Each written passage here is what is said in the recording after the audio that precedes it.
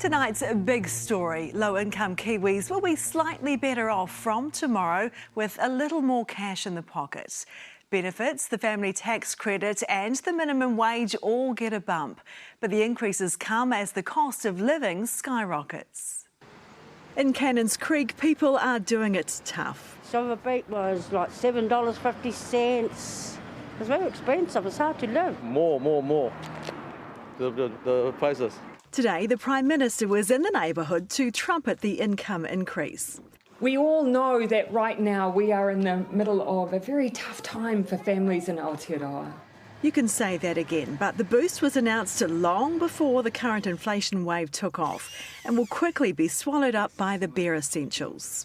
The base rate of benefits is underneath the standard living. Already we've responded to the Welfare Expert Advisory Group's call for us to increase main benefit rates, and we've done that in line with their recommendations. The benefit increases translate to around $20 to $40 a week for most.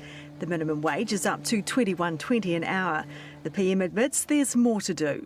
We do need to keep working on making sure we're lifting incomes for New Zealanders. I speak for my community, we are just living to survive. Well, for more on this, let's bring in Ian Hudson from the Salvation Army. Ian, thanks so much for joining us tonight. How much difference is this actually going to make? Well, the brutal truth of it is that in reality, this is not going to make the kind of difference that we want to see in lifting children out of poverty. It's not going to do it. I mean, in some ways, the government can argue they've done more than any other government in the last 10 or 20 years, but in reality, what's required now is it's not enough to get children out of poverty.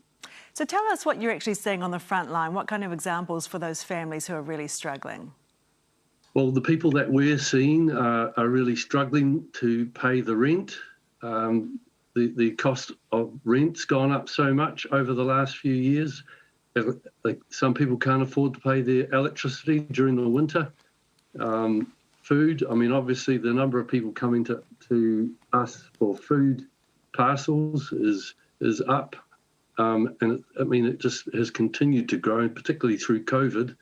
And what we're seeing is people going into debt, getting into debt traps. And it's an incredibly anxious time for families who get caught up in all this sort of thing when there's just not enough money to get them over the Exactly. The We're talking the bare basics, aren't we? And of course, the amounts the government's announced today were decided a long time ago. Things have gone up a lot since then. What would it actually take for the incomes to keep up with what's the reality at the moment? Well, one of the problems we've got is it's such a complex system and so many different levels of benefit.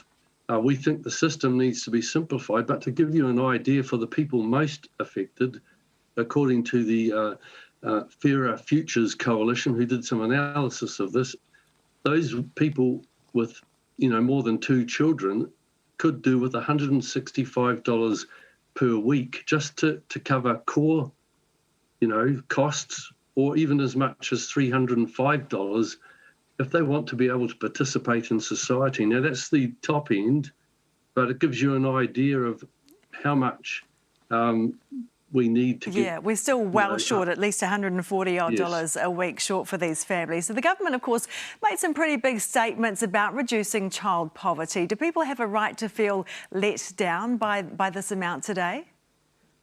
Well, I think it is. I mean, we've got a budget coming up in a month or two. I can't remember the exact date, but I think it is come time to deliver. I mean, we got a promise of a welfare reform, a much simpler welfare system, a more generous welfare system, and so far we're not really seeing that, and it's time for the government to step up. OK, Ian, thanks so much for the work you do and for your insights tonight.